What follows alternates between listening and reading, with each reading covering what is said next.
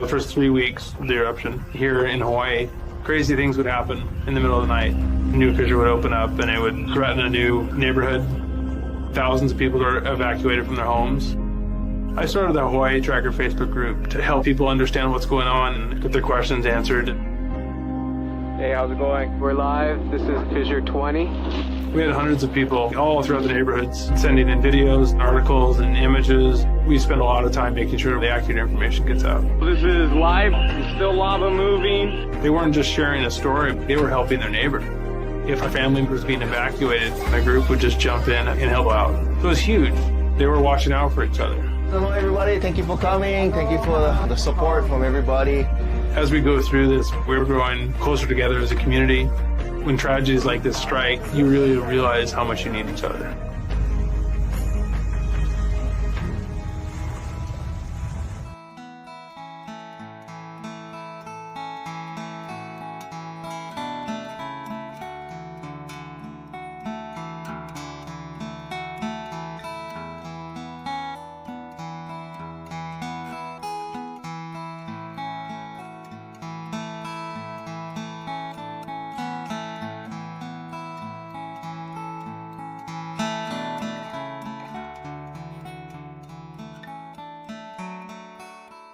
We are the Hawaiian Volcano Education and Resilience Institute, HVERI for short. A lot of people know us from the 2018 eruption of Kīlauea in the Lower East Rift Zone. Working under Hawaii Tracker on the Facebook group. Since then, we've been trying to carry on and take the lessons, the hard lessons that were learned during that eruption and try and prepare for the next major disaster that comes to our island.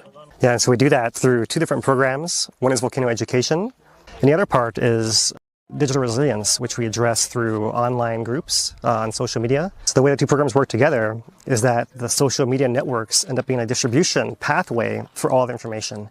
And having that network in place means we can provide more than just volcano education, but any other preparedness information as well. What we were working for really came about in the Mauna Loa eruption in 2022. Within hours of that eruption starting, we had the mayor, Mitch Roth, we had USGS HVO Ken Hahn on the stream trying to help flush out a little bit of the ongoing because it's so new. It's completely different from our previous major eruption, which was 2018.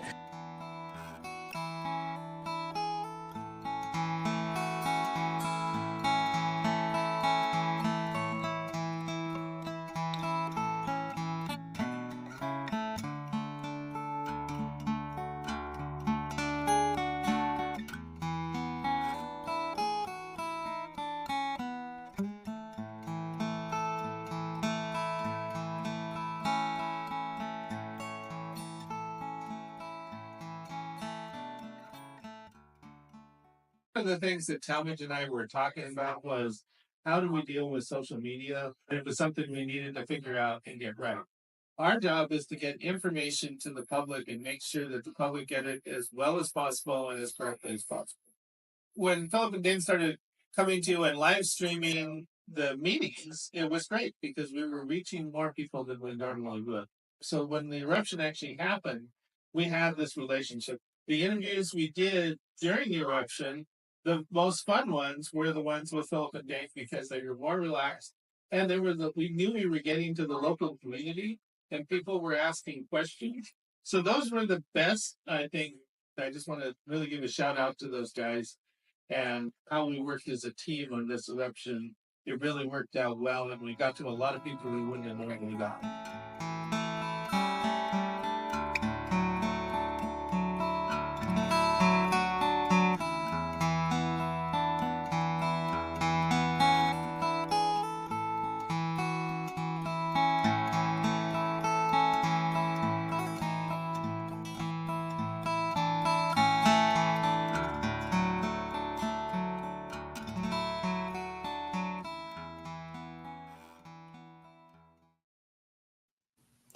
Aloha everyone, I'm geologist Philip Ong, here with Mr. Dane DuPont and Lou Ettore from the nonprofit HVERI, Hawaiian Volcano Education and Resilience Institute. Today's Thursday, March 20th, 2025. We've had another episode of Kīlauea Summit Eruption. Number 14 happened starting earlier today, and at least the higher fountaining phase, and then ending earlier today as well. So we'll talk about that and recap the last week. How have you guys been, Dane and Lou? Doing good. We're getting teased there by the start of this whole eruption, and it was really interesting to watch it play out. And finally then get our fountains today. So we'll be going over that. If you have any questions, we'll be doing those at the end. Go ahead and put them in the comment section. We'll get them queued up. Yeah, how about you, Lou? Thank you guys for filling in last week. Absolutely. Yep. Another week, another episode, right? 88 days we've been cranking away. So pretty exciting, honestly. Yeah, and the patterns are changing a little bit, right? It seems like something's changing underground a little bit. The fountain heights, at least, have been higher the last 4 episodes. Yeah, the groundhog didn't show its shadow on Tuesday, and ended up making it to Wednesday at least. That was my whole thing last week. Yeah, whenever you try to pin her down to a pattern, then she's going to switch it up on us, isn't she? Right. Every time. All right, so maybe let's get into our summary. Dana will be leading discussion on chat and collecting questions. And appreciate Lou helping with that as well. And so let's get things loaded up here for you guys. All right, there's another button somewhere. There it goes. Well, hi everyone. This is a Hawaiian Volcano summary for March 20th, 2025. Kīlauea has erupted its 14th episode of its summit eruption that began back in December of 2024. It took a little bit longer than normal. We had an 8-day pause since episode 13. And in those intervening days, we had about 21 hours of lead up from the first continuous effusion of lava from the vents, as you see here in the foreground from the S2 camera, before the higher fountains erupted from the vents. Perhaps associated with this longer ramp up, the fountains themselves lasted the shortest of any episode thus far, just over 7 hours, from 6:30 this morning until 1:50 p.m. The fountains once again peaked at heights of over 600 feet, or 180 meters, producing flows that covered quite a bit of the floor of Halemaʻumaʻu, and once again produced massive gas emissions and Pele's hairs blowing in a downwind direction. So as you can see from this looping camera, the fountains are clearly above the crater rim back in here when they peak up, and are producing flows that are moving off camera across the crater floor here.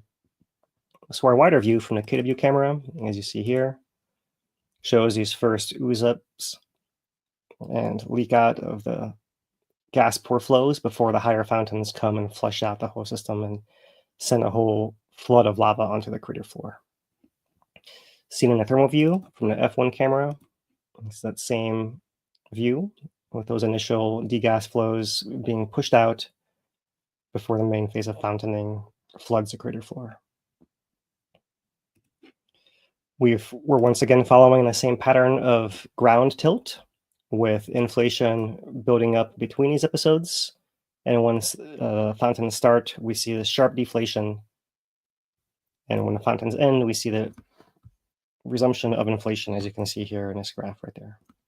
And interestingly, during these flushing out phases, prior to the onset of fountainings, we're still seeing inflation, and that's part of the typical progress. So this is episode 14. We have 13, 12, 11, and 10 back in here. You can see a little bit of a pattern variation between episodes, but once again, that we're also repriming ourselves for the next episode. Since it has been such a short time, there is no projection for when that next episode may occur, but we are averaging about 7 days between episodes now for this eruption. The most recent USGS update notes 75% of the floor of the crater covered, and those high fountains noted here as well. The VOG is the main impact, and you can see from this VMAP forecast, which is inputting the start of the eruption emission rate estimate at 50,000 tons of SO2 per day. And given the current trade wind patterns, that does blow most of that material to the south and then wraps it around the west part of the island, bringing impacts to the Kona coast for the large part. Now, fortunately, the eruption did not last quite as long as this forecast perhaps is anticipating. So The emission source will get cut off, but everything that's been spit out will keep circulating in this downwind area for some time. And to reflect that, here is Purple Air Citizen Science Monitoring Network of air quality. And you can see that there are impacts still on the Kona coast. Not as severe as some weeks, but it hasn't been very long yet either. Here's the most recent map for this eruption that began back in December, 14 episodes over these few months. And now we are up to 65.5 million cubic meters, or 17.3 billion gallons, with a thickness of 154 feet, or 47 meters at the thickest point closest to the vents there. So the actual footprint hasn't changed a whole lot, but it keeps thickening, especially more so on its western side. And to give you a quick preview of some more detail we'll go into in our full update, what I've put here is the volume of eruptions out of Kīlauea for the last 5 years, with inset the number of days that have lasted. So what you can see is that our current eruption now has now produced the second most amount of lava of any eruption since 2018, and is doing so at a much faster pace in less time than any of these other eruptions, except the very short-lived one back in September of last year. That's a summary for Kīlauea. Mauna Loa continues to be very, very quiet. Very few earthquakes at its summit there, with earthquake rates still quite low over the past month, consistent with the post-2022 eruption recovery, which also includes rising of the ground at the MLSP station, with a little bit of more variation and noise in here that we'll wait to clear up. So nothing major changing in Mauna Loa there. That's all part of that same pattern and nothing unexpected. And that's our Hawaiian Volcano summary for this week. So from there, we will go to our gas volcanic hazard summary. Gas is our biggest hazard right now, since all the lava is contained within the crater and not affecting anyone's residence or any infrastructure. We like to turn to this USGS HVO webcam. That's the KP camera that's up on the flank of Mauna Loa, looking to the south. So Kīlauea is down in here. You often see a lot of this clouds come by. This way is to the east over here, and this way is to the west on the right. So you often see the trade winds blowing from left to right in this camera here. So starting from 2 days before, we have some glow from that minor activity in the crater, a lot of weather coming through. And you do see eruption coming at daybreak here, and you see most of that cloud is blowing off to the southeast, southwest there, regular trend wind pattern. So as I said earlier, this only ended a few hours ago. So coming to the VMAP project and to their forecast dashboard, you can see that their run was put in earlier today, but they probably did not expect this to be the shortest lived fountaining phase. And so maybe there's a little bit more gas pumping out here than you might expect. But still, you can see that the effects are far spread into the downwind area here. The downwind area of the entire state does not look like it's affecting other islands in this forecast here. But you can see that this Kona coast has quite a lot of this pure SO2 from this high emission rate. We turn it to the sulfate aerosols. Maybe now you can see that as this fog travels through the air and interacts with the atmosphere and creates those particles, that maybe some of that does get close to Niihau and Kauai over here towards the end of this loop, perhaps. So that's the big picture. Looking at the statewide data right now, don't believe we see any impacts on the State of Hawaii Air Quality Data website. But as I showed you before, the purple air shows a little bit different story with a little bit more data density, especially here on the Kona coast. These numbers maybe even went up a little bit since I last loaded this during our summary. It's hard to tell, but clearly there is impact here on the Kona coast.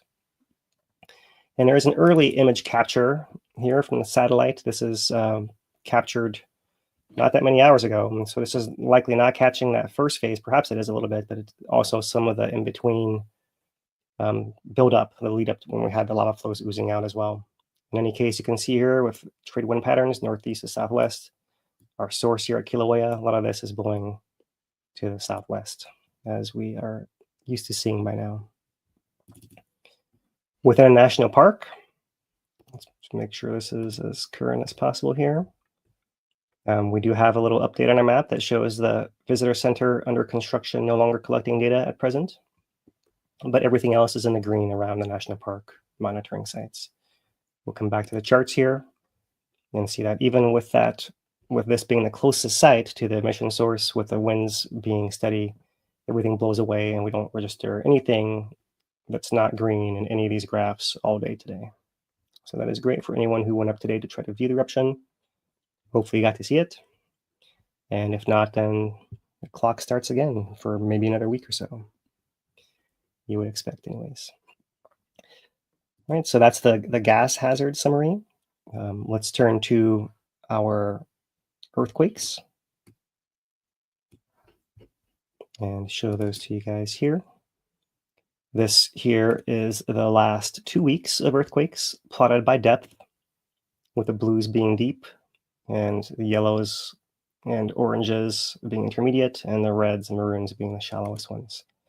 So all the blue stuff is deep. We have our biggest earthquake this past week was a 4.4 southwest of the island here offshore, 24 miles deep. There's this scroll there. Yeah, we go, 24 miles deep. So this is one of these settling earthquakes. The crust of the tectonic plate here is settling as it's adjusting to all the motion of the island nearby and the movement away from the hotspot as well. We also have our deep Pahala earthquakes in blue here as well, with some shallower events above them. And here's our Kīlauea population that is looking like normal, although not quite as many earthquakes as usual.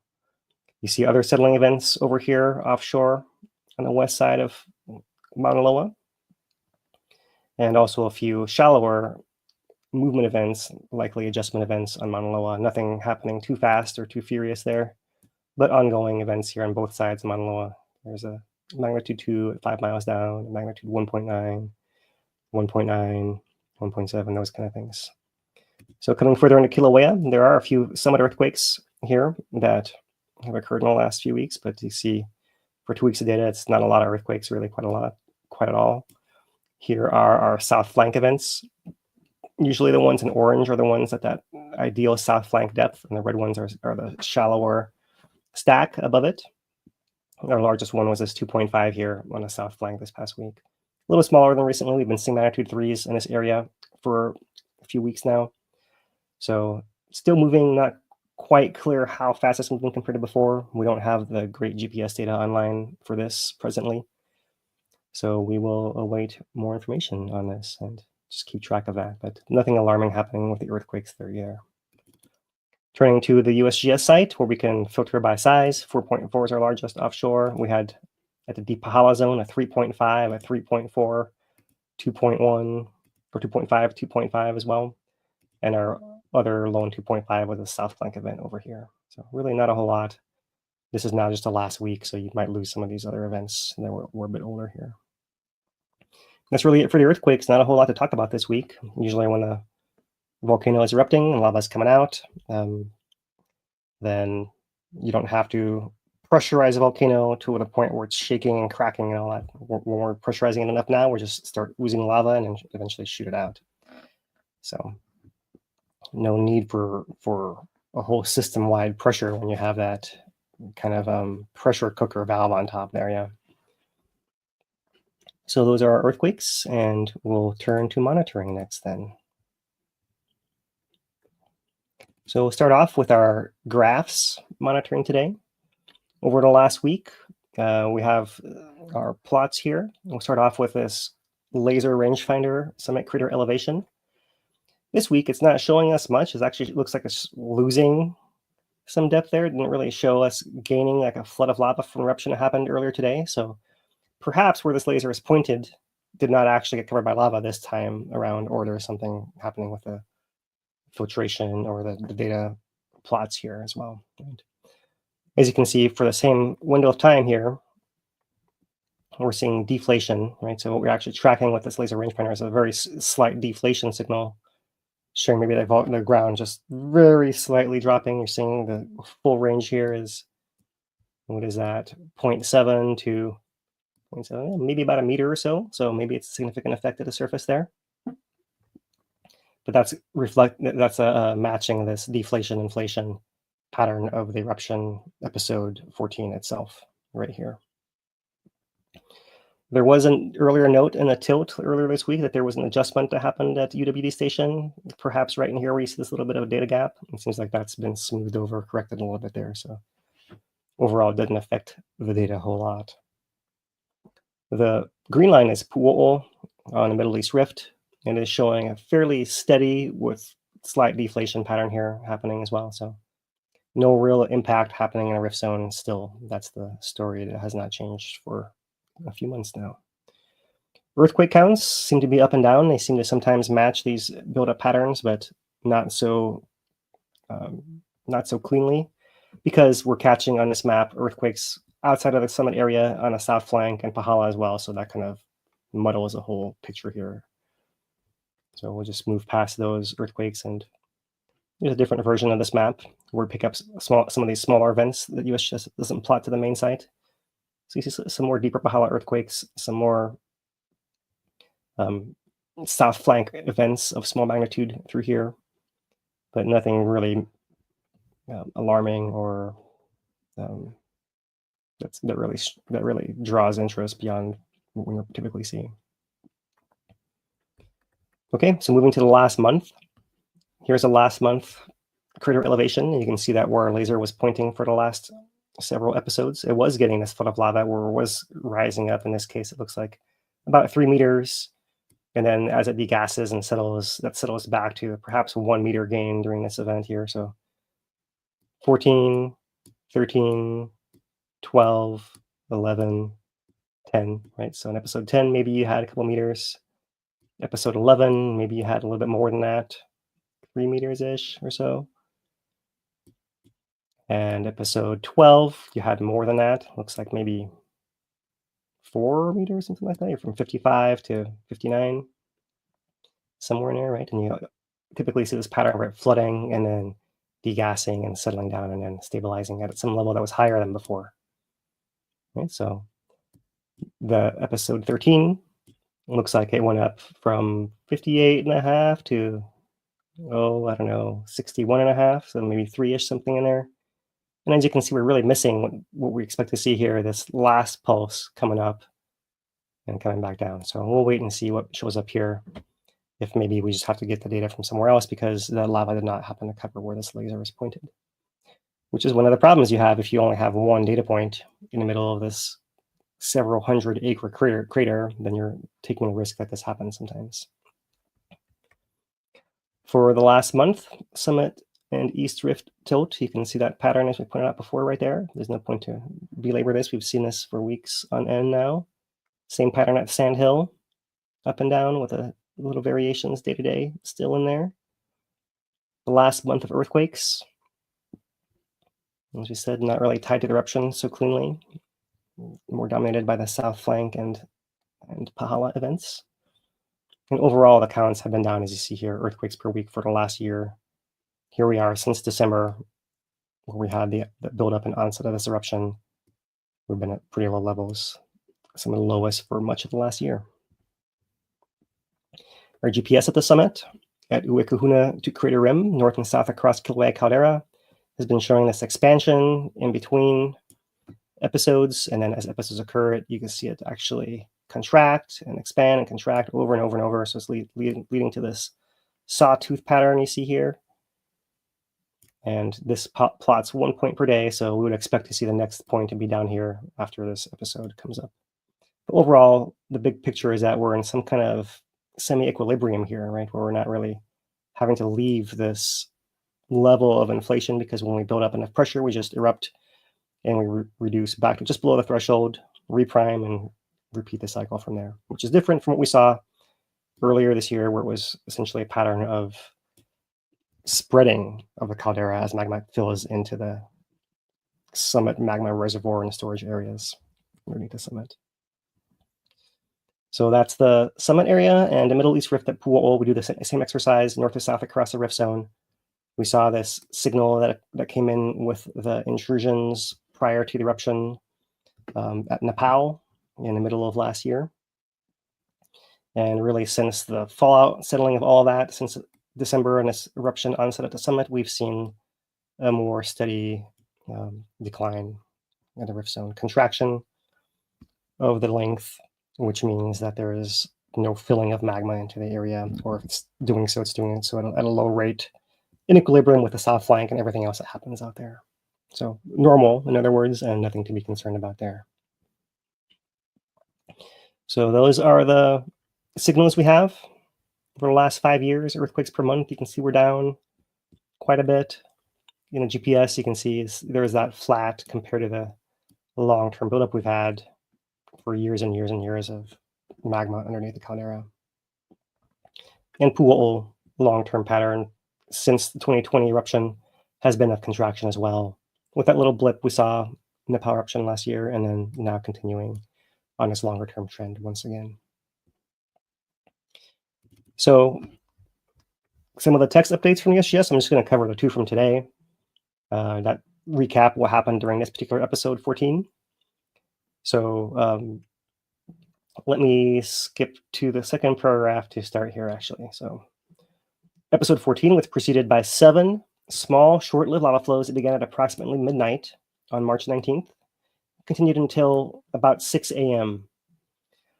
The onset of continuous eruption with cyclic low lava fountaining 30 feet high and drainback events of lava pond extended from 9:30 a.m. March 19th through this morning with increased intensity at 2 a.m. on the 20th.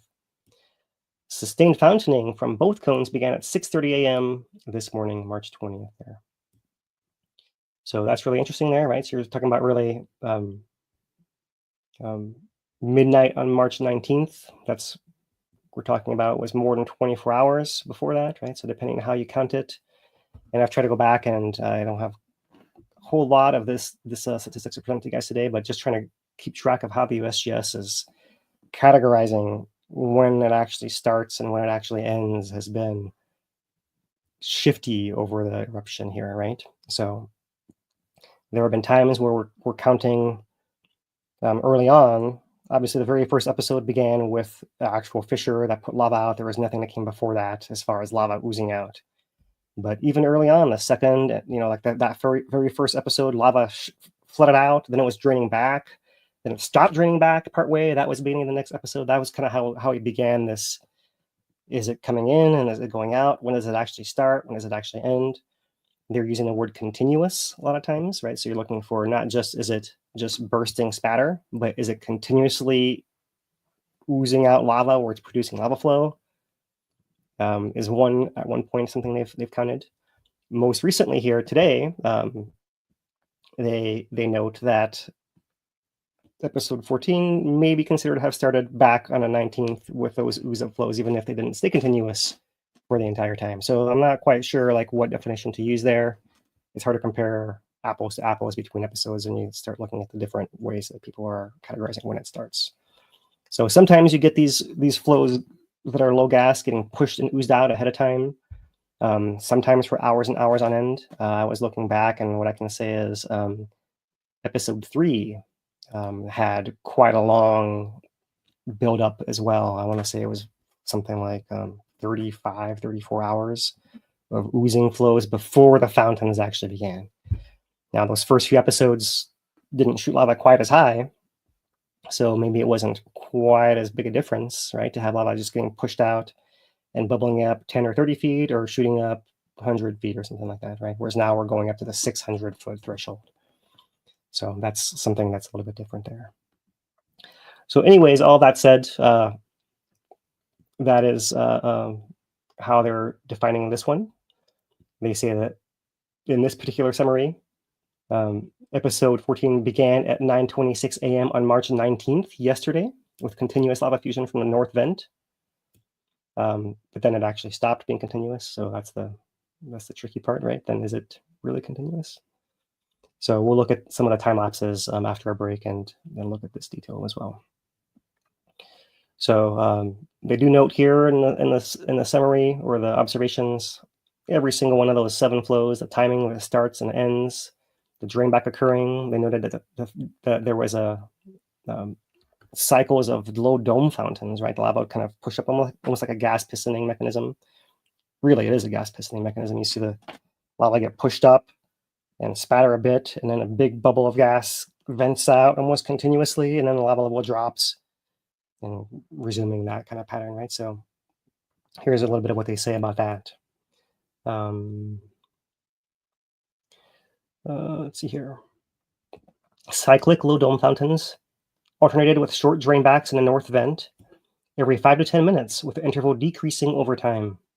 Maximum dome fountains were 30 feet high, 10 meters, and occurred within a 200-foot by 150-foot lava pond. So 65 by 45 meter lava pond that drops about 5 to 10 feet or 2 to 3 meters during each drainback event within the north cone. So that's the simple version. The size of the dome fountains increased significantly at 2 a.m., with fountains reaching 15 to 30 meters, 50 to 100 feet. And then at 6:30 a.m., the fountains really started erupting higher and reached heights of up to 180 meters, 600 feet by 7:15 a.m. So a lot of other details in here. I'm not sure that it's worth going through all the details of every little thing that happened there. You guys can have been watching that are curious to that level of detail. What I'll do instead is come to our most recent USGS status report issued at 2:25 p.m. today, which notes the ending of that episode at 1:49 p.m. when fountain at the south vent stopped, 11 minutes after the north vent also had stopped. We're covering 75% of the floor of Halemaʻumaʻu. So here they note episode 14 lasted 28 hours and 23 minutes, with the last 7 hours and 19 minutes consisting of fountains up to 600 feet high. So now they're trying to be more precise with what they're saying exactly, so the problem to me is really, are we counting every episode from the very first appearance of, sometimes it was spatter, a lava flow pushed out. So that's and it's hard to do that because the pattern of what's happening with the eruption is changing every episode as well. So hard to really compare it, but I'm going to see what we can do with that in more detail for you guys for next week here. So that is really the most important part of this most recent update here. And there is no prognosis of when the next episode may occur, because that usually takes some accounting of the rate of inflation that follows the end of fountaining. So that's where we are now. We probably have to wait some hours to see how fast it's building back up to then make some forecast of how long it'll take to reach that threshold once again. So that is our monitoring reports. We have also an updated table from USGS, but likewise in this table, sometimes the start date and time is the start of the first sign of lava. Sometimes it's the sluggish flows, and sometimes it's the actual the taller fountains themselves. So you have to take this with a little bit of grain of salt. I'm going to try to give you an updated table for this next week as well. But here we are, all of our episodes through episode 14 now, which maybe I can reload this and it'll be updated. Began 9:26 a.m. Thanks, and ended 1:50 p.m. on the 20th here. And so really we'd like to see this have more columns of, okay, the whole episode lasted how long, and then how long did the high fountains last, because that seems to be two different things being reported. All right, so let's move on from that. I just want to show you guys a little bit more insight and start off with this image from Volcano Watch last week. And this thing I thought was a little tricky, to be honest with you, right? Because I didn't have time to do what I wanted to do with this here. But what you're really seeing, let's talk through this, right? Let's talk through what this is actually showing. The Volcano Watch was talking about fluid inclusions and how they're using this to actually determine the depth below the ground where the magma is coming from, where these bubbles are getting trapped. So the idea is to try to figure out, for each day of this one pulse here, what depth is the magma coming from. So they label day 1 with an arrow up top, day 2 right here, and day 3 right here, right? So really what it is day 1 is this color, this lightest blue. Can I zoom it in more? Zoom it in, there we go. All right, the lightest, let's get it all in here. Lightest blue. So day 1 is this, and this, and this, and this, and this. That's all day 1 right there. right there on this bit and that bit. Right? So if you look at just day one, where's your bulk of your data? Where's the average of day one? I would probably put it somewhere in here-ish, maybe right in there, somewhere right in the middle right there, actually, right? Look at the light blue. Okay, day two is slightly darker blue. So that's this guy, and certainly getting more counts of them. So maybe there's more samples there, but you look at it, and where is the average? I'd probably put it right in there again, actually. Day three, you see where I'm going with this? Dark blue, got data all through there. The dark blue doesn't get quite as shallow, so there is that, right? If you're averaging it out, maybe that gets a little bit deeper there by the third day, but really that's maybe a little bit deeper for the third day, but day 1 and 2, maybe not too different here. So there may be some movement, but this I thought was some very clever labeling of this graph. It makes it look like it's clearly going down from day 1 to day 2 to day 3. Is it really? I'll leave it to you to make your own judgment on that there, right? All that's just details within the Halemaʻumaʻu chamber. I'm just going to show that it's not coming from the South Cloud area, I believe it's really from the upper, shallower system in here.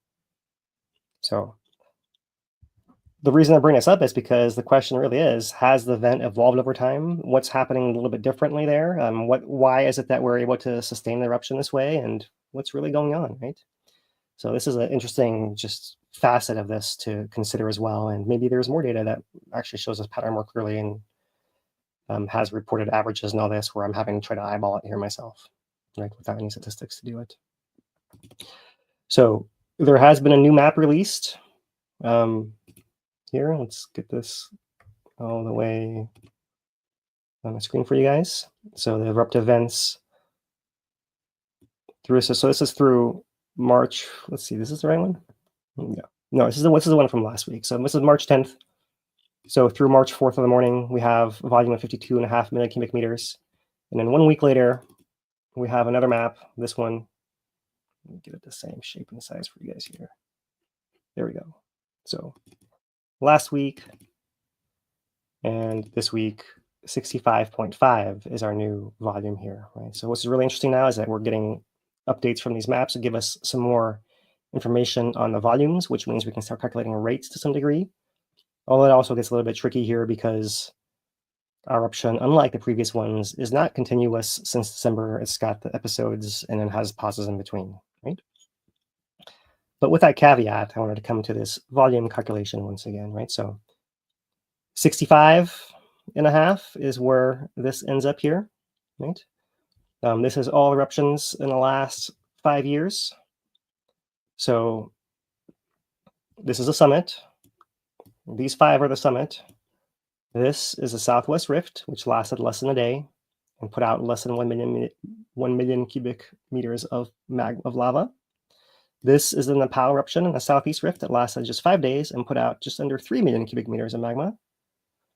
So those two barely register, right? They're interesting as far as mechanics of the volcano, but as far as adding volume, you imagine intrusions, you add up to those as well. They do add up to something, but nothing is really coming close to these big summit eruptions we're having.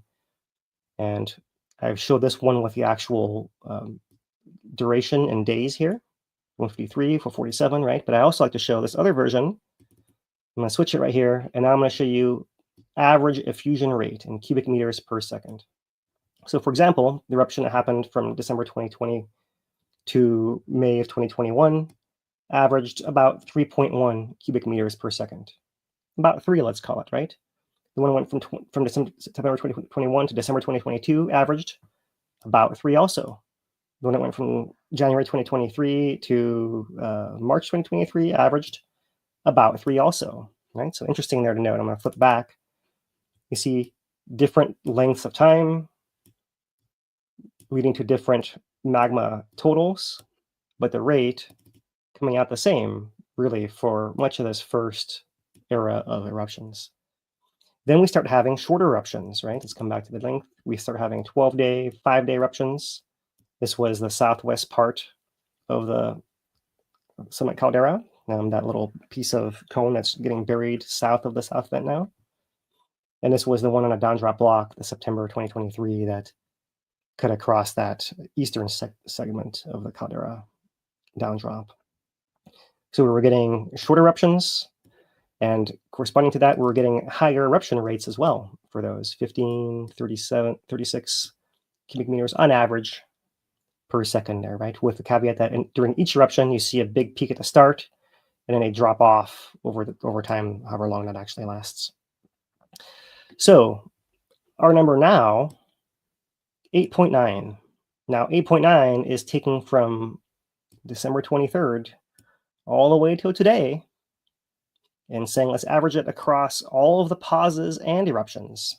And what do we come up with? So even counting all the time it stopped, we're averaging close to 3 times our eruption rate that we had 2-3 years ago. Right? That's pretty incredible right there. Which means that each individual episode, when it's actually bursting out, is probably erupting at a rate something like 10 times that, at least, right? So you're looking on an order of 100 cubic meters per second is how much is probably coming out during the higher fountaining phases.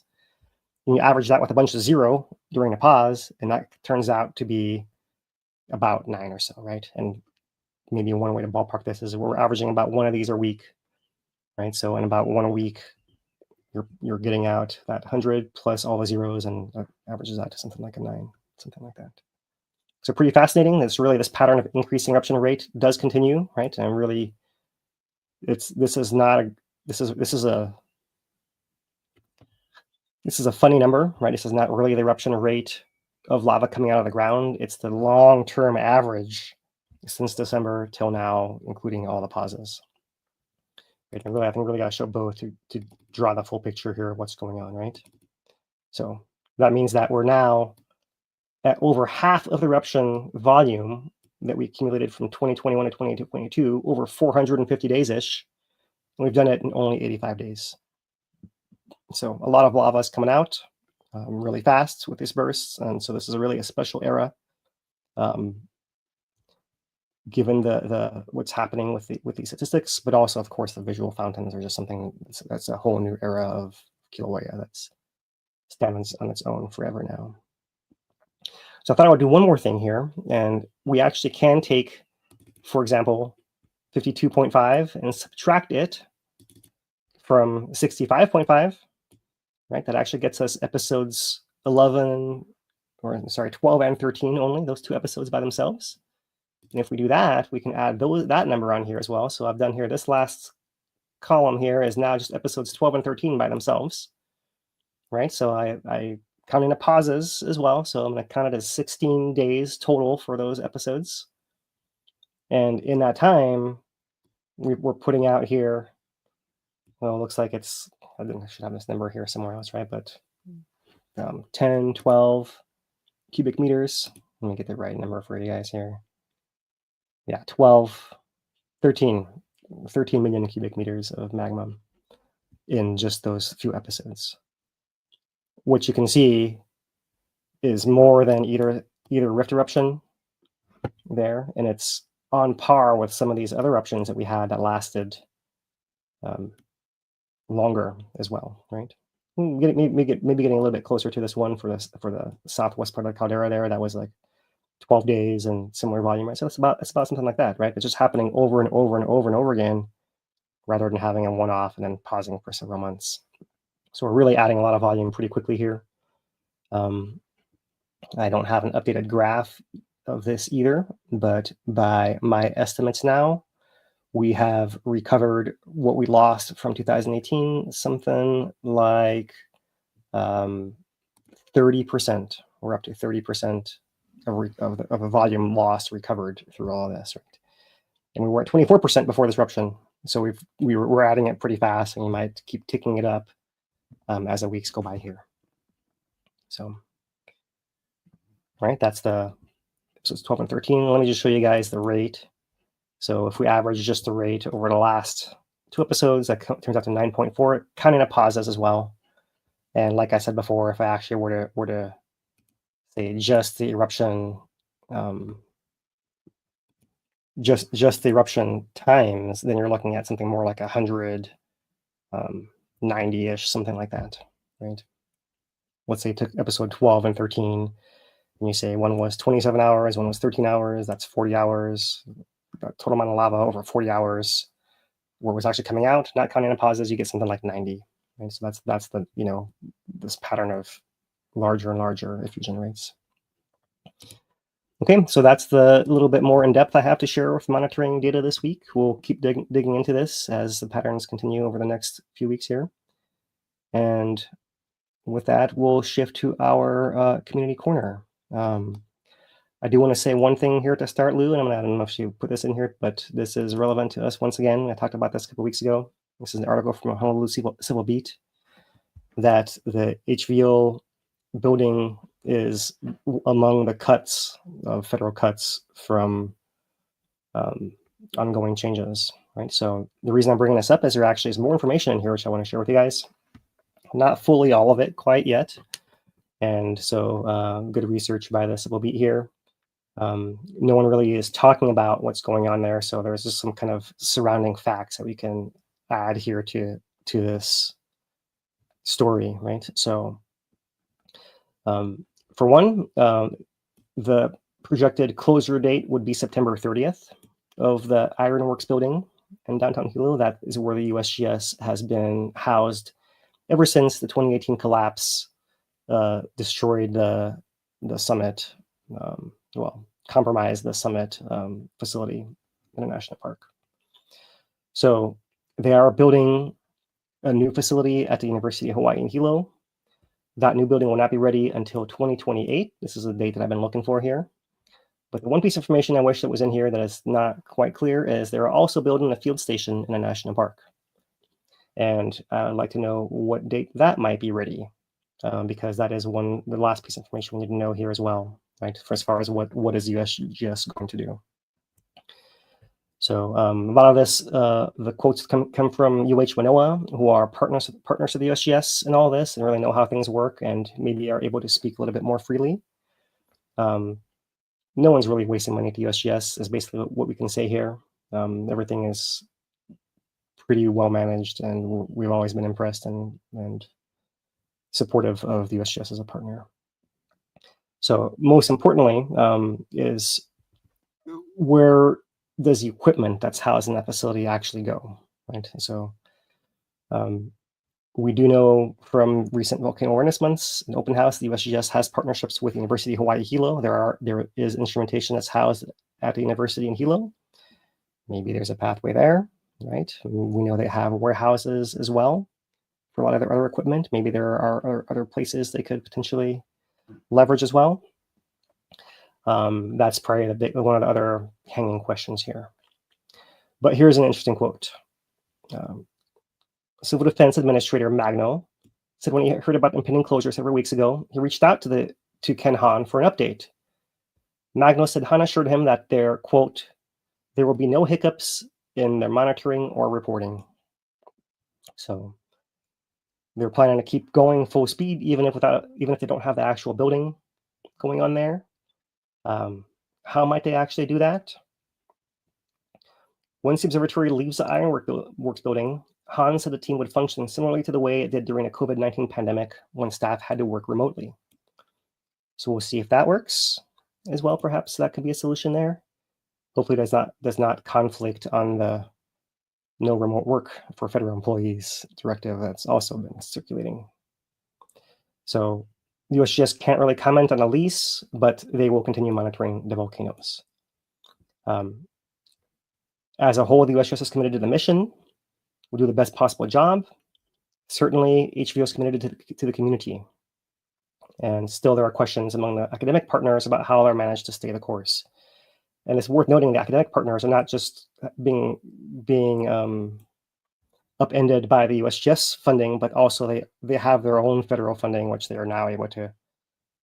They now have to deal with any changes to that as well, right? So it's a big kick of the anthill in the science community here. So most importantly here, let's see here, USGS is trying to comply. They are complying with the directive from the GSA. So what they are trying to do is ensure that every facility and asset is used effectively, and where necessary, they're identifying alternative solutions that strengthen the mission. So perhaps they are making the best of this change. There is kind of this fog of war over the whole thing. You can't really know what's going on in there, but I thought that this article by the Civil Beat were pointing out some more of these facts that kind of surround this is worth bringing to you guys, since we rely so heavily on USGS for all of our data, much of our images, all of that stuff, and sharing the mission with the community. Yep. I did see Talmadge today, Talmadge Magno. I didn't ask him about this, but we had talked about this previously as well. And the thing that I am not sure on is if, you know, the statements from Ken Hahn, that's what I've heard as well, is that they're going to continue into civil defense. What I'm not clear on, is it going to continue with the public side? Or is that going to be, because in COVID, it was kind of scaled back compared to, you know, their full Monty that they can bring to the table. So I'm like, all right, so saying no functional change to civil defense, but I'm like, public though, that might be a different statement. I'm not sure. Absolutely, right. Absolutely. You can, yeah, I think you can see a little bit already of how people seem to be trying to do the same work with less time, right? Which would suggest they have more on their plates to deal with at present, right? One way or another. So I do see the quality already getting impacted a little bit. We talked about what about this timing with the episode starting and ending? You know, like, you know, they realize this is an issue as well, but probably there's not been time for someone to sit down and fix the website because they got more important things to do, right? So that's where you might see changes. Right. And it's also that, like, you know, for just bringing up the websites, some stuff it worked, but barely, type of thing. So the littlest speed bump, and all of a sudden the train's coming off the rails, type of thing. Right. So yeah, got a lot of different things happening. But yeah, thank you, Phil. Yeah, I'll pass it to Lou here.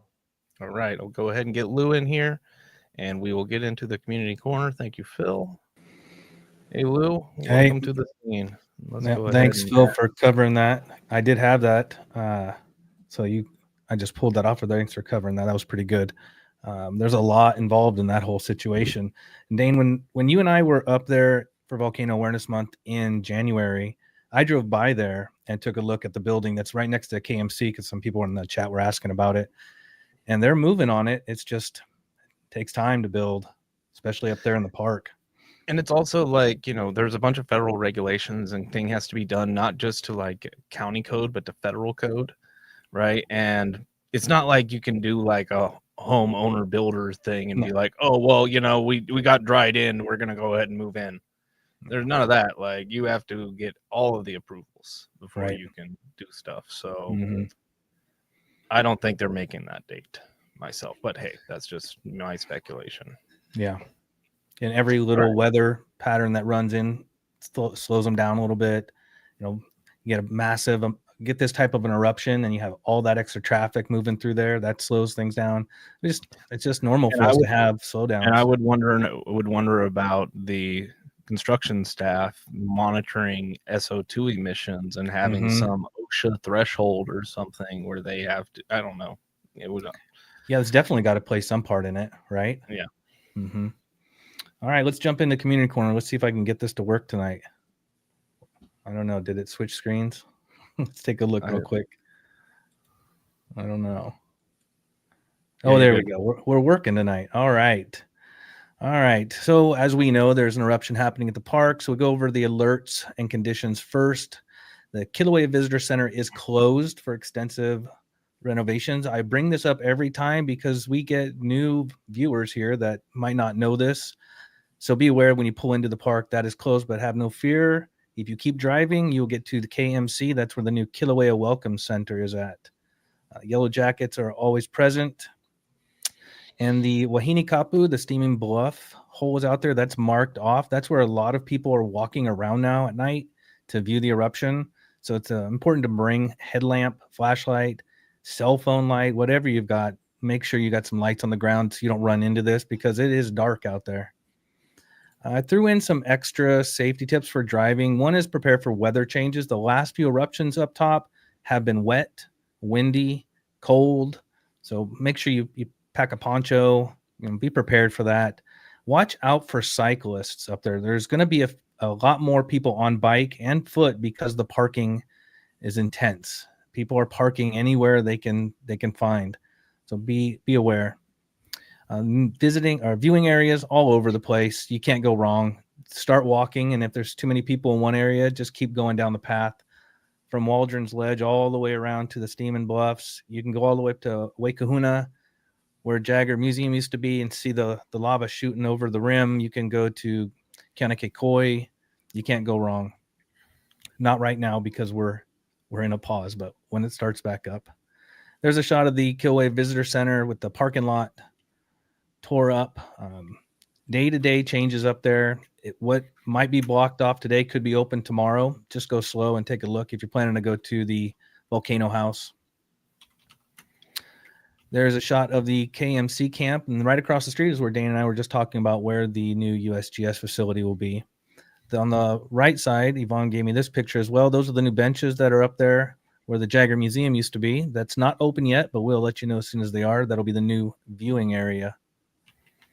Construction continues. There's going to be excavators and dozers and dump trucks, blind turns where they could be set up at. I put this picture on the left there specifically because that construction is right around the corner from this blind turn. So if you're doing 35 and it's dark and there's some cones there, you're going to hit them. Slow down. This is what the parking looks like right now. Well, earlier during this eruption. This is coming past Kīlauea Visitor Center there. And people are just parking on the side of the road. You've heard me talk about this for the last several weeks. The park is closed down areas because of the nene nesting or just resting. They could be anywhere, not just the wildlife that's on the side of the road, but there's edges on all those roads. Those roads may look like there's a spot to pull over, but it's covered in fern and you're going to end up in the ditch. Not recommended unless there's a ranger telling you to pull over and park there. That is a mess right there. That reminds me of 2020 when the eruption happened. If they're giving you permission to park there, go for it. But this is nothing but a headache. Go slow. Plan to be there a while. And plan to hike. There's another shot of the parking right there. These are the scariest areas around here because there are families up there and kids come out of the cars. So pay attention. And if you don't want to drive, you can always take the bus. Catch the red line. I've got the link in the description below. If you take the bus, please shoot me a picture and tell me about your adventure. I'd love to hear it. I got this from Janice Way, the park photographer. She's got some pictures of Pele's hair up the Hawaii Volcanoes National Park. This beautiful and delicate byproduct of eruptive activity can be hazardous. They break easily into glass splinters and can harm your eyes and skin. It's best to admire Pele hair without picking it up and staying out of closed areas. Good reminder. I know it's cool to grab some and you want to take it home, but it might not be the best choice for you. And for locals, you're most, besides encountering it on your car, the place you're probably likely to encounter it that you wouldn't think of right away until you stab your hand is cleaning your gutters. You go in there, it's not even erupting, but it's accumulated in there over the previous eruptions. You go in there to clean it, stab, stab, stab. Yeah, everybody in 2018 learned that the hard way, didn't we? Mm-hmm. So this is another shot from Janice. A USGS Hawaiian Volcano Observatory geologist kneels along the closed section of Crater Rim Drive for a closer look at a skein of gold and silvers of volcanic glass called Pele hair. Hey, Philip, did you have these photos coming up later? No. And there is not anything really happening in events for the park because of all the construction, but there is life on the edge. Visit the Kīlauea Welcome Center for more information. There are multiple times throughout the day. During this time when we have a pause, it's good to do these because you'll really get a lot of information on what's going on in the park. The County of Hawaii wants to hear from you if you are local here on their hazard mitigation plan. I have the link in the description below on this one. Public comment and review period began February 26th and ends March 26th, coming up here next week. So you go there if you are local and help them out. And the Tsunami Museum has a new chapter. New hours are open weekends from 10 to 2. They've been struggling and had to modify their hours, but they have 4 hours Saturday and 4 hours Sunday for you to go and ask questions and view the exhibits there. The Chamber of Commerce is also sponsoring an after hours event. It's out there April 3rd. I put this in here. It's early. Normally I like to just cover what's going on upcoming for this weekend, but this one here is scheduled out. You might want to put this on your book. Now, we are live most likely at this time, so you'll have to catch us on the replay. But Pacific Tsunami Museum, saving lives through education. Through education and awareness, we believe that no one should die due to a tsunami. The goals of the museum are to promote public tsunami education and to preserve history. The museum serves as a living memorial to those who lost their lives in past tsunami events. It's an absolute fascinating adventure to walk through the museum and learn about all the places in the world that have suffered devastation and tragedy due to tsunamis, and the way that the Tsunami Museum is promoting education and awareness around the world now. So it's definitely recommended. If you come here, go check it out. And that'll take us to you, Daner. Yeah, go ahead and do our thank yous. Thank everybody for turning out today. But start off with thanking Kīlauea Recovery, the County of Hawaii, through the Hawaii Community Foundation with Puna Strong and Kīlauea Recovery grants, helping support this program, but also our other programs in digital resilience as well as youth development. So really appreciative there. Also like to shout out all of our contributors, donors, and people that have. Oh, sorry. You okay there? Yeah, glitchies. And everybody that helped promote us, donated, all that kind of stuff. And yeah, we got a little list there, and appreciate everybody for tuning in today. And people make sure to like, subscribe, share, all that fun stuff. It really does help the channel out. Yeah, absolutely. We'd also like to thank the County of Hawaii and Vai as well. Yeah, through the county council. Absolutely. All right. And yeah, I think that will get us through the mid-roll, and we'll get Phil back in here and see what's on the back end. Sounds good. Thank you, Lou. Yep. Hey, Phil. All right. We back. Thanks, Lou. Appreciate that.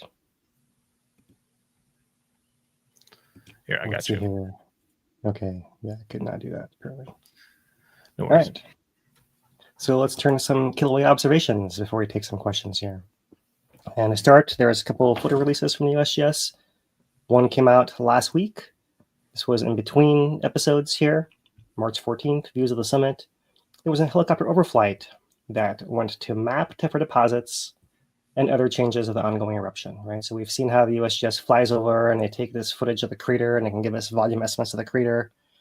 That's done all through this aerial work. And they're doing more mapping along those lines that includes these other deposit areas. So to start off, here's an aerial view looking across Kīlauea overlook. This is actually the steam vents, Wahine Kapu, out here towards Kalopile, the caldera. And there's a couple other aerial shots. You see this down drop block, the cracking in there, the vents at the far side, lava coming through here. So lots of cool stuff to look at. I won't dwell too much on any of these individual ones. This is all similar imagery as we've seen before. A couple of them are not. This is a great image of something we have not seen quite this blown up. These are the vents, the cones that remain from the September 2023 eruption in a down drop block. And the lava flows from this most recent eruption have come into this area and are now oozing and filling and covering some of these areas, right? So you can see there's some drowned cinder cones here and horseshoe shapes that are getting filled by lava in this area. So that's something to note there. Also, you can see that they're looking at this, and if I can zoom in this way, low-level aerial view of tephra. So this is the area where the USGS is driving across this piece of road that keeps getting covered by more and more deposits of the tephra from these fountains. So you can see their tire tracks through here, but you can see all this blanket of stuff that's all the way, all that way. The fountain's up here somewhere, it's all blowing this way, and all this stuff's collecting all over the place. So they can actually come fly over this and map this also, and especially once it's accumulated some thickness there, right? So maybe towards the front, it might be a meter thick for all we know, and that's something that shows up in those scans that they can do. So there's another view here of an area where the tephra is getting deposited that they're scanning as well. And to wrap it up, they also go down to the Southwest Rift Zone and look at the December 74 fissures, as well as the no, it's just the 74 fissures here they're flying over, right? So maybe they're going down there to actually fly over and map the 2023 Southwest Rift eruption as well, right? Which I'm not sure we have a final scan of the volume of that one either. So those are the images that were released between episodes here.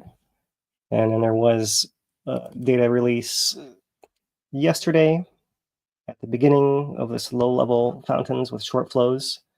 So here is the south vent, a low-level fountain right in there, feeding this flow, very small flow coming out, a very small fountain in there compared to what we will see later. That's the south. Here's the north. It's also putting on a little bit of this ooze of flow. You see, you can see the surface of lava in here. No large fountain. You can see occasional bursts of spatter with gas bubbling up through here, but overall, much more gas-poor material than what you're going to see later. And so some more views of those upwellings and venting, right? So lava coming up, gas bubbles bursting, and you see more of this gas jetting where it starts spraying. It seems like that's what I was noticing when I was watching the live cam. You see that as the lava level was dropping, and it's almost like the open release valve is the release valve is open, and then you just see the jetting going on. Eventually, the level drops and it resets and rebuilds, and the next bubble starts lifting the lava lake back up, pops, and you get the same thing over and over again. So those are the image releases. Here is our live view into the crater. Maybe not quite live. It was live when I loaded it earlier. Let's get it a little more live. There we go. So just volcanic gas coming out from both of the vents here, and not a lot of other notable activity on the crater floor, visible at least in this view. So let's rewind. Let's come back to, this is the V1 camera coming back to the 19th. So let's pull back to the beginning here. So let's start off on the 18th. So you see before anything happens, there's no lava down here on the edge. The vent is glowing. You see a couple little lava flow bursts there, midnight of the 19th. And there they are in the daytime.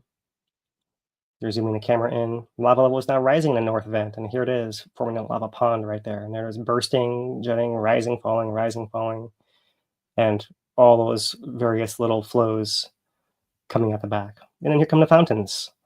And we saw, it was probably a little quick there, so let's slow this down a lot.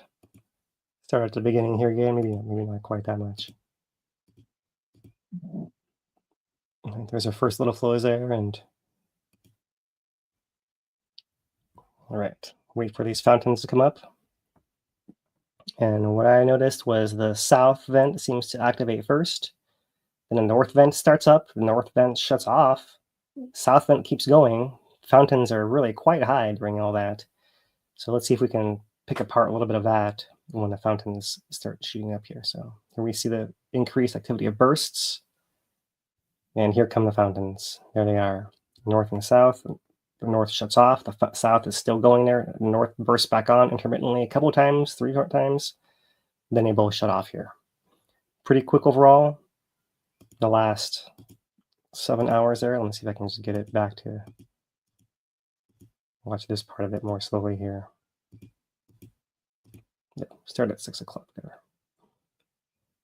And there, I see both of them going. The north one shuts off. North one's going, shuts off. There's the north one again, shuts off. South one stinks to the north one goes again. You see whenever the north one pops up, the south vent fountain seems to drop a little bit in height. But otherwise, you're seeing, look at the skyline here. The fountain heights are going much, much higher than that. Pull it back again. Right, there's our, oh, gotta move on me. We're going to see how much higher the fountains are shooting beyond that. And all this dark material is all the Pele's hairs and tephra and all the other material getting blown, carried in the thermals and the wind out of the crater there. Also can see down here the movement, right? This flow of lava. Let's get that back going here. Too far in the past. There, the big flow is coming out. You see the big flood out of the north vent, mostly the south vents hosting a channel. But even once the fountain is shut off here, after the 7 hours, you see that this material, especially over here, continues to move, right? Not just the channel itself, but this entire flow on the side of it that's holding in the channel. That's the V1 camera. Turn to the S2 camera here, the one that's got a better frontal view. So you see that the ooze up flows, and the day before, there is that midnight, overnight flows. Here come our fountains. And you see that south vent, and then it bursts. Let's slow this one down too for you guys. Let's pull it back to some more in here. In the middle of the night, where we have those gas pore flows getting pushed out of both the south vent and north vents. It reported 7 of these. Then upon the north vent building up higher, it starts bursting and oozing out over the top. See the south vent's doing a similar thing, but it's not contained within that cone. And there's the fountains. You can see a little bit more clearly how the north vent's popping up intermittently. And then both shut off. From above, KW camera. And here's our vents, small little flows. There is those little flows as well from the north vent. There's a south vent that flows. There's that ponding right there with the bursts and pistoning. Here comes down the big fountains. That first flood settling into just the south vent feeding the channel. Pull back to here. South vent channel that seems to burst and then fans out into this lower flat area on the caldera floor down in there. So, pretty interesting pattern there. Beautiful textbook lava delta almost within the crater. A little hint of a rainbow coming through here. You can see there was lava come out of the north vent into this area as well, but it was a quicker flash flood. And that's easier to see from the thermal camera. So here's the thermal loop. We're still back. We're going to see the burst flows coming through here. You don't really see the south vent. It's out of frame to the right here. You see a little bit of the flows popping in right there. But then when we see the burst of fountains, here they come. There's that first flood that covers this northwest part.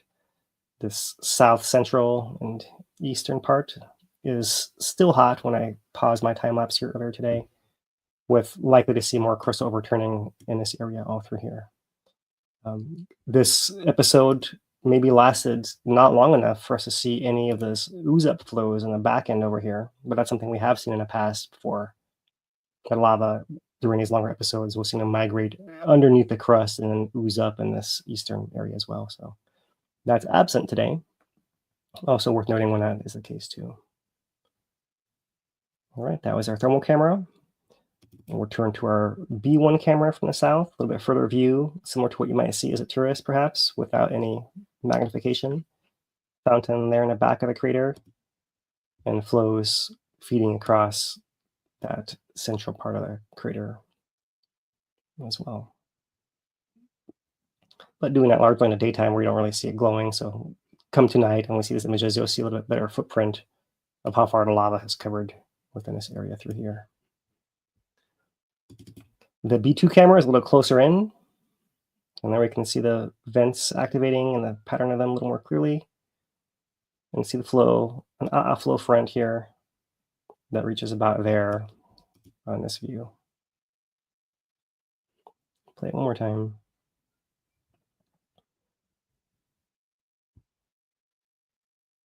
Yeah, fascinating to see those changes in the fountains. They look tall even from this angle over here. And here comes that, right? No clear, obvious movement in the foreground here.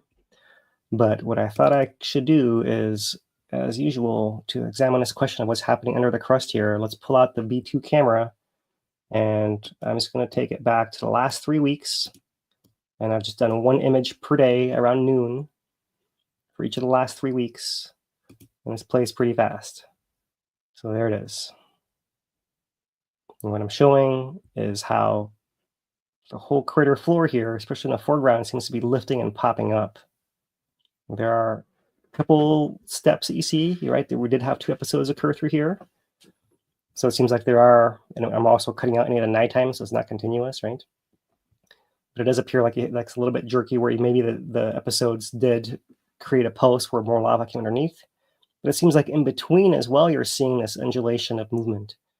So it seems like magma perhaps is still working its way from that vent area underneath the crust in this direction in some form to cause the surface to be deforming like this, which is really, really fascinating.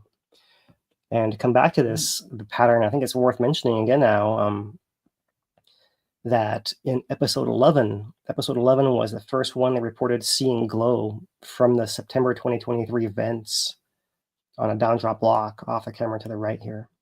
At that point, they speculated perhaps lava from this more recent eruption has found some path to inject all the way to under that area on a downdrop block to the east to cause that glow to appear in those September 2023 events the evening before episode 11 began. Right? That's really fascinating to me how that pattern came to be. And really, episode 11 was the first one that had those tallest 600-foot, 180-meter fountains, which we've now had for 4 episodes in a row as well, right? And interesting to think about, is there more connection? And is the magma pushing over this way? And is that incorporating or mobilizing any of the older magma that's stuck underneath this entire pancake all through here? Might that have something to do with how long and how protracted the lead up was to the episode this time? Maybe because we're having more connection through there. Does that make some of this older lava more accessible to actually get flushed out as well? Are we replacing lava? Are we adding more gas-rich lava? What's going on down there? It's really, there's no great answers, but there's several threads for us to pull at here. And this video is a key part of understanding what's really going on, to note that there is still this undulation of the entire crater floor all the way to the east over here, right? That corresponds not just to the episodes, but to times in between it as well. So that really is fascinating to me. And I hope that when the petrology comes out, the USGS, we saw them landing a helicopter and taking samples of these far up ooze of flows. Maybe that will give us some answers of what's going on here. And we just have to wait to see what's going on with that, right? But the plot is thickening here along with the lava coming out of the vent in recent episodes here. So one last time lapse to share with you guys. We're start wrapping up here. This is a K2 camera. So here is that construction site at Uikahuna, and here's where the people walk out on the trail to see the summit. Some glow from there from before, right? But here is the higher fountains coming up out of the crater. I've gone back and forth. I keep saying high or tall, right? You know, so I like what Dane said last week or week before. You can call them tall fountains. That sounds great. There's no like scientific definition for that. In the USGS, traditionally, if something is a high fountain, it's over 1,000 feet high. So we're not there. It's not a high fountain, but it is a tall fountain. That's fine. That seems fine, perhaps. But we're splitting hairs once again and trying to translate the scientific lingo of what a word that maybe you don't anticipate to carry that definition with it actually has that, right? So that's why we dance around some of these terms a little bit and try to be accurate, both to explain it simply, but also to the scientists who have these definitions they go by. So tall fountains visible above the crater rim, pretty awesome there. So those are the visuals we have, and I thought we would just close it by quickly touching base on our volcano watch this week, which is discussing collapse at Mauna Loa Summit in 1868, like Kīlauea is in 2018. This is great to see in Volcano Watch. I will not dig through the details of it all right now. This is a whole other can of worms. We've also opened this can of worms before and talked about it at length as well. So maybe when we revisit this anniversary coming up, when is it? Next month already? Yeah, next month already, I think. No, maybe not. Yeah. We look at the 1868 eruption, and we'll revisit that. We can add this extra bit of information into the story here. So check it out on our social media platforms. Read it and get that preview now. the tricky thing is having to dig back through all this historical reporting and map making and all of that, and trying to decide what you can believe and what you can't believe, which might be different for each person, right? So yeah, let's see here. 1868, March 27th through early April, right? So yeah, already coming up next month, anniversary of 1868 eruption. So we'll leave Volcano Watch there, and I will pass it back to you, Dane. All right. So yeah, we will get into some questions and answers. The one, I don't have it in here, but I've been seeing it like all day, just passed around, but nobody really asked it directly. Were those fountains taller than 700 feet, like up to maybe 1,000? Yeah, that's a great question that I can't tell you an answer to. I don't know the answer to Right. that. Yeah, I did. I certainly do look tall. Yeah. I'd wager that they're probably a little taller at points. The problem is this thing was like so sporadic. Like 1 minute it's doing something, and then you go grab a coffee and come back and it's different type of thing. So Right. It might have just been like you blinked and you missed it, the big fountain or whatever. I don't know. But Right. they did look really tall this time. All right, so we'll go ahead and get into some questions and answers here, if that's cool with you. We do first. I want to highlight a donation that came through. Dawn, frequent contributor, says Happy Friday tomorrow with Pizza Friday. Appreciate this continued support there. And from Cindy asks, was drainback into the north vent repeatedly a record event? Like, do multiple drainbacks happen? Is my interpretation of that question. Yeah, I'm not quite sure. I think what I can say is the north vent erupting intermittently like that. Maybe that's what you're getting at, Cindy, right? Where it was starting and stopping, like where it was going on and it was draining and it was going and it was draining. I'm not sure we've seen it quite like that before, right? But I don't have all my data compiled to honestly be able to recall that detail right now. I know I can tell you that we have seen, and this is what I'm trying to track. When do we see the north vent active by itself? When do we see them both active at the same time? When do we see just the south vent active? Has that changed over time? What's going on with that?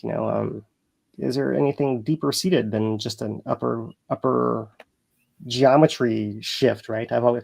We've discussed before that it might just be like the surface, right? There's like some kind of common source, and there's two branches that just split not far below the surface with some loose stuff in there, right? Then that stuff can maybe block one path or block the other path or block neither path.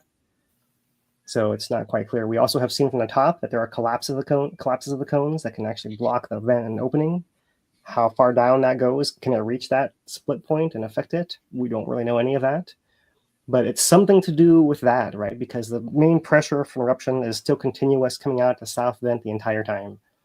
So I would suspect it's something near that junction, like whether it's like a piece of rock that collapsed back in that's in the way, or like some distribution of gas and magma in there that's somehow, keeping the south vent steady and active, but keeping the north vent intermittent. I'm not sure why that might actually be the case. And I'm not sure if it's happened quite that way before. I don't feel like it's happened quite that way before myself, where it's popped up a decent amount. Maybe it's not shooting up 600 feet like the south vent. Maybe it's only shooting up 200 feet. But it's shooting 200 feet and then none. And 200 feet and then none. And that's something I'm not sure I've seen before quite in that pattern, especially over such a short time. Was there a stage in Mauna that did that? Something's telling me that I seem to remember there was a brief stage in Mauna trying to do something like that with, I don't know. I'd have to look it up. Sorry. Yeah, that's a Mauna question. I don't have information about that right now either. All right. So we'll go on to Michael's question here. What do you make of the fact that tilt stopped during a much earlier or much higher level this time, opposite of the trend over the last several episodes? Yeah, that is a great question. Let me see if I can pull a tilt plot up for you guys once again here. Let's see the top of this, so we can all follow along what Michael is asking here, right? So he's saying that We have our deflation during every episode. Is episode 12. It comes down at a certain point. This one came down to, in this scale, -7. So we made it down to -9, and then we got down to -3 this time. Not quite as big, right? So this is something that's happened before. We've seen this variation as well. It's not quite clear exactly, like, when is it going to happen in advance? And we just see like, oh, it happened. And once again, my fallback is, what's changed since episode 11 that we saw glow underneath the down drop block on the east, that we're now having more gas pore magma getting pushed out for longer before the actual main fountaining phase ends. Maybe it's got something to do with that, right? It's like if you do, let's say like you did, this is just one option of speculation, right? Let's say you did have an injection of magma into that down drop block before episode 11, and we now have a more connected lava pathway that has access to some of the cooled lava in that lava lake, right? So like you have a bigger system that has more of this lava. So now as you're pressurizing, you're able to then mobilize some of that, and maybe that's getting flushed out first. And as you're erupting it out, maybe some more of it got in the way and managed to block the thing before it relieved the pressure as much as it could have before. One possibility of something that can happen underground, right? But really, we don't know. Really, we don't know. I'm just trying to give you something to grab onto that might help you decide your own thought process of what might be happening there, because I don't have the answers. It's just a discussion of what we think might be happening with the clues that we have here at the surface. Yeah, I like the question. All right. Michael. We'll do one more from Ken, who first just made a donation for $1.99. Mahalo all, and we'll get to Ken's question here. Appreciate the support there, Ken. So, is there something specific you can extrapolate or suggest about the near future based on the flow rate data?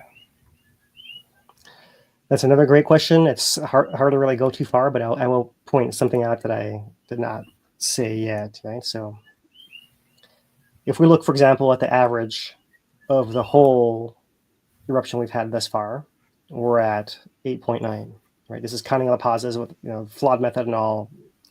It is what it is. If we count just episodes 12 and 13, that rate is 9.4, which is above our average, right? So you could consider that maybe eruption or flow rate is increasing.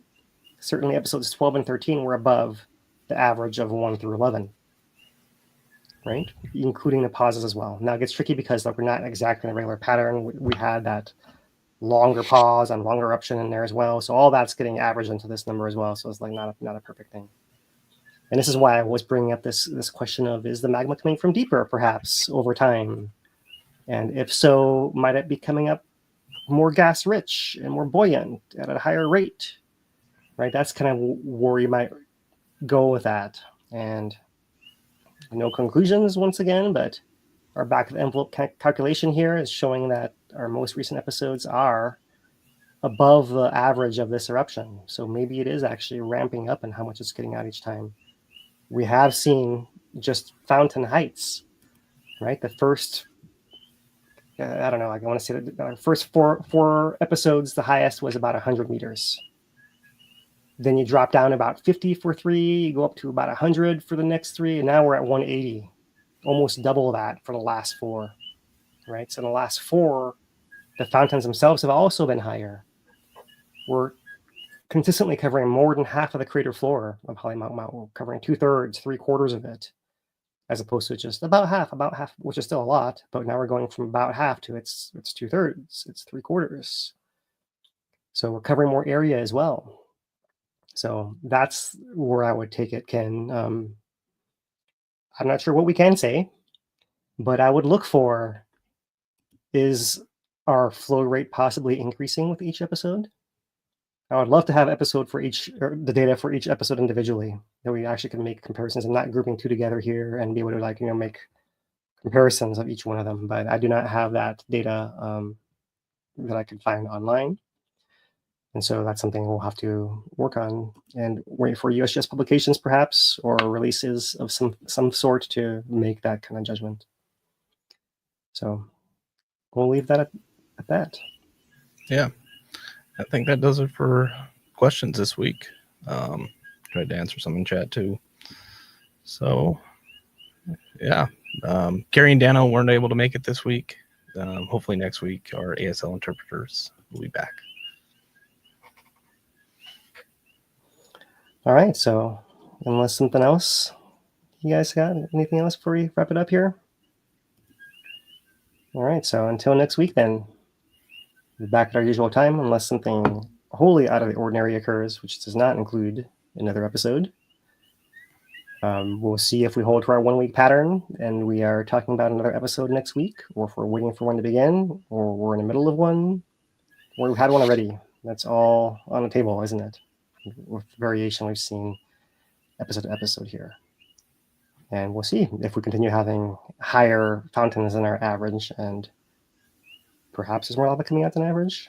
Go and check it out for yourself, you guys. And otherwise, see us back here next week at 5 p.m. Hawaiian time on Thursday, our usual time, from our nonprofit Hawaiian Volcano Education and Resilience Institute, or HVERI. We have Lou Tori in the back end, Dane DuPont, and I'm Philip Ong. Aloha, everyone.